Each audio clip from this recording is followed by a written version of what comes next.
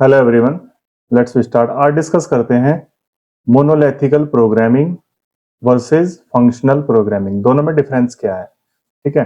और फिर उसके बाद हम डिस्कस करेंगे कि फंक्शंस क्या होते हैं C and C plus plus programming के अंदर, और इसको इनके अंदर पैरामीटर पासिंग करने के कितने तरीके हैं। इसमें आपको फंक्शन में पैरामीटर पास करने के 3 तरीके हैं, तो मैं आपको तीनों तरीके इन डेप्थ में बताऊंगा। मैं सबसे बात करते हैं मोनोलिथिकल प्रोग्रामिंग। जब हमारे पास फंक्शन नहीं होते तो हम क्या करते हैं। सपोज मेरे पास एक मेन मेथड है इंट मेन। इस मेन के अंदर ही मैं क्या करता हूँ, सारा प्रोग्राम, सारी functionality, addition of two numbers, factorial of a number, ठीक है, subtraction of a number, find a prime number, तो सारा का सारा कोड मैं एक ही फंक्शन के अंदर डिक्लेयर करता हूँ। सारा का सारा फंक्शनैलिटी जो होगी हमारी एक ही फंक्शंस के अंदर। तो इस तरह का जो प्रोग्राम होगा वो होगा हमारा मोनोलिथिक प्रोग्राम, मोनोलिथिक प्रोग्रामिंग। इसमें क्या होता है मोनोलिथिक प्रोग्रामिंग में, ऑल बिजनेस लॉजिक्स, जितने भी हमारे लॉजिक हैं, ये सपोज लॉजिक है, लॉजिक वन, लॉजिक टू और logic that that that that logic N, these are defined inside the same function, एक ही फंक्शन के अंदर डिफाइन किए जाते हैं। तो इस तरह की प्रोग्रामिंग जो होगी हमारी मोनोलिथिक प्रोग्रामिंग होगी। बट मोनोलिथिक प्रोग्रामिंग के साथ बहुत सारे ड्रॉबैक्स है। अगर मेरा किसी लॉजिक वन में कोई प्रॉब्लम है, सपोज इस पॉइंट पे, तो आगे का कोड हमारा एग्जीक्यूट नहीं होता। ठीक है, ये सबसे बड़ी डिसएडवांटेज है। और मोनोलिथिकल अप्रोच के अंदर प्रोग्राम में जो एरर है उसको फाइंड करना बहुत टिपिकल हो जाता है, क्योंकि आपको every line you have to scan, आपको सारी स्कैन करनी पड़ेगी और आइडेंटिफाई करने का वेयर इज द प्रॉब्लम। तो this is the disadvantage of monolithic programming. तो इस ड्रॉबैक को दूर करने के लिए हमारे पास आई फंक्शनल प्रोग्रामिंग। फंक्शनल प्रोग्रामिंग में क्या होता है कि हम हर एक लॉजिक का अपना एक फंक्शन बनाते हैं। जैसे वॉइड, मैंने एक फंक्शन बनाया, इस सम फंक्शन के अंदर मैं जो कोड लिखूंगा वो होगा सिर्फ एडिशन ऑफ नंबर्स। ठीक है। फिर मैंने एक प्राइम नंबर का प्रोग्राम बनाया, वॉइड प्राइम। इस प्राइम के प्रोग्राम के अंदर मैं सिर्फ आइडेंटिफाई करूंगा, लॉजिक जो होगा मेरा वो होगा सिर्फ प्राइम नंबर को फाइंड करने का। तो इस तरह के हम क्या करते हैं, यहाँ पर अलग अलग लॉजिक्स के लिए हमने क्या किया, अलग अलग फंक्शन डिफाइन कर दिए। तो जब भी किसी में प्रॉब्लम आएंगी तो मैं पर्टिकुलर उसी फंक्शंस में एरर फाइंड करने की कोशिश करूंगा जिसमें वो एरर आई। But in case of monolithical आपको पूरा प्रोग्राम स्कैन करना पड़ेगा। This is the disadvantage of monolithical programming. But इसको दूर हमने किया अलग अलग फंक्शनल प्रोग्रामिंग बना के। तो हमारा फंक्शन क्या होता है, फंक्शन क्या है, function is a set of statements which design for specific task. जो हमारा एक विशेष टास्क के लिए बनाया गया है, स्पेसिफिक टास्क के लिए हमारे फंक्शंस बनाए, तो this is called functional program. अब बात करते हैं पैरामीटर पासिंग मैं लिख देता हूँ, पास बाई। अब डिस्कस करते हैं पैरामीटर पासिंग। आपको बता दो what is the meaning of parameter passing. जब भी हम किसी फंक्शन को कॉल करते हैं तो हम उसमें कुछ वैल्यू पास करते हैं। सपोज मेरा एक फंक्शन है सम, मैंने इसमें दो पैरामीटर पास किए, एक्स और इंट वाई, दो पैरामीटर पास किए, और इसने मुझे क्या दिया, एक इंटीजर रिटर्न किया सपोज। तो यहां पर ये मैंने क्या किए, एक्स और वाई, ये दो पैरामीटर पास किए, ये हमारे पैरामीटर्स है। इन पैरामीटर्स को मैंने सम फंक्शन में पास किया। तो जैसे इसमें सम फंक्शन में दो पैरामीटर पास किए, तो मैं क्या करूंगा, ये सम फंक्शन क्या करेगा, इन दोनों फंक्शंस को ऐड करेगा, है ना, और इसको एक वेरिएबल सी में ले लेगा। सपोज एक वेरिएबल, इसके पास एक वेरिएबल है सी, और सी को क्या करेगा, ये रिटर्न करेगा। मैंने एक छोटा सा कोड लिखा, इसको मैं समझा देता हूँ क्या है। ठीक है, ये हमारा जो सम फंक्शन है, इट एक्सेप्ट टू पैरामीटर्स, दो पैरामीटर, तीन भी हो सकते हैं, जीरो भी हो सकता है, कितने भी एनी नंबर ऑफ पैरामीटर्स हम इसमें पास कर सकते हैं। ठीक है, तो सम फंक्शन क्या करेगा, इन पैरामीटर्स जो हमने सम फंक्शन को दिए, तो वो क्या करेगा, इन दोनों को ऐड करेगा, ऐड करके किसमें वैल्यू रख देगा, सी में, और सी को हमें रिटर्न कर देगा। तो ये रिटर्न टाइप हो गया सी का, तो इसलिए इसका रिटर्न टाइप हो गया इंट। इंट का मतलब सी हमारा इंटीजर टाइप का है, तो ये हमें इंटीजर वैल्यू देगा। ठीक है, तो बात करते हैं हम इसमें फंक्शन में, किसी भी फंक्शन में पैरामीटर कितने तरीके से पास कर सकते हैं। तो पैरामीटर हम तीन तरीके से पास कर सकते हैं।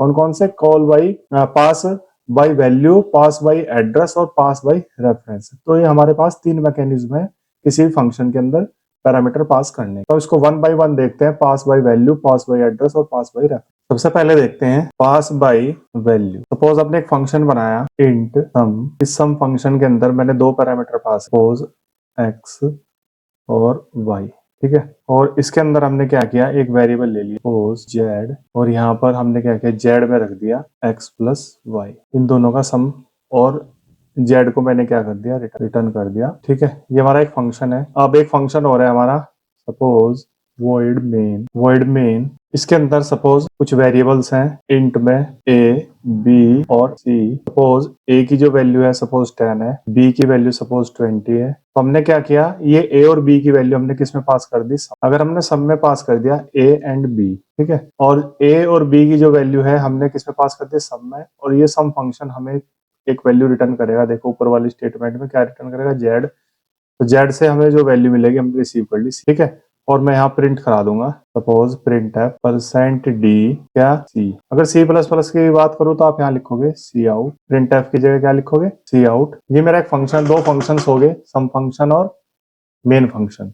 अब इसको एग्जीक्यूट करते हैं, एग्जीक्यूशन देखते हैं किस तरह से होता है। अब इस प्रोग्राम को एग्जीक्यूट करते हैं। आपको पता है कि मेरा जो प्रोग्राम है उसको एग्जीक्यूट करने के लिए हमारी जो कंप्यूटर की रैम है, RAM is divided into 3 parts. मैंने प्रीवियस वीडियो में बताया था कि ये हमारी कितने पार्ट्स में डिवाइड होती है, कोड सेक्शन, ये हमारा कोड सेक्शन है। एक है हमारा हीप एरिया, ऊपर वाला जो एरिया है वो हीप एरिया है, और ये हमारा स्टैक एरिया, ठीक है, ये हमारा स्टैक एरिया है। तो जब भी हम इस प्रोग्राम को एग्जीक्यूट करेंगे तो सबसे पहले क्या होगा, हमारे जितने भी फंक्शंस है वो कोड सेक्शन में चले जाएंगे।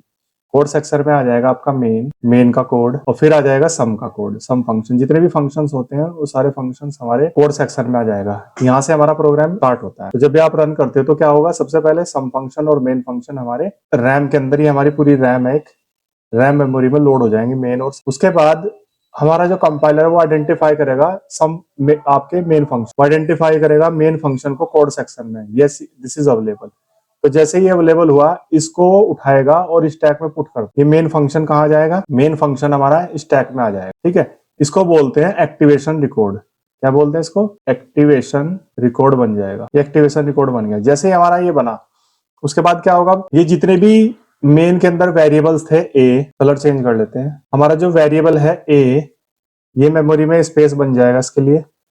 इसकी वैल्यू कितनी है, 10, मेमोरी में 10 आ जाएगा। फिर वेरिएबल बी, बी के लिए मेमोरी एलोकेट हो जाएगी, बी की वैल्यू कितनी है 20, और एक वेरिएबल सी, सी की वैल्यू अभी गार्बेज है, इस पर कोई भी वैल्यू नहीं होगी।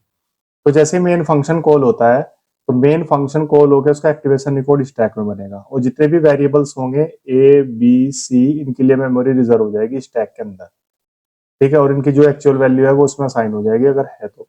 जैसे हमारे यहाँ ए और बी की वैल्यू 10 और 20 है। उसके बाद यहाँ पर हम देखते हैं कि मेन फंक्शन के अंदर कौन सा फंक्शन कॉल हुआ, सम फंक्शन। मेन फंक्शन के अंदर हमारा फंक्शन कॉल हुआ सम। तो जैसे सम फंक्शन कॉल हुआ तो सम फंक्शन का एक्टिवेशन रिकॉर्ड मेमोरी में बन, ये आपका एक्टिवेशन रिकॉर्ड बन जाएगा किसके लिए, सम फंक्शन। ये सम फंक्शन का एक्टिवेशन रिकॉर्ड बन जाएगा स्टैक में। फिर क्या होगा, जैसे ही एक्टिवेशन रिकॉर्ड बना तो उसके अंदर जितने भी वेरिएबल्स है उनके लिए मेमोरी रिजर्व हो जाएगी। जैसे यहाँ पर एक्स है, वाई और जेड, इसके लिए मेमोरी एलोकेट हो, ठीक है। तो आपने यहाँ पर क्या क्या हुआ था कि मेन ने कौन सा फंक्शन कॉल किया था, सम, और सम में क्या पास किया था, ए और बी। ए और बी की वैल्यू कितनी है, 10 एंड 20।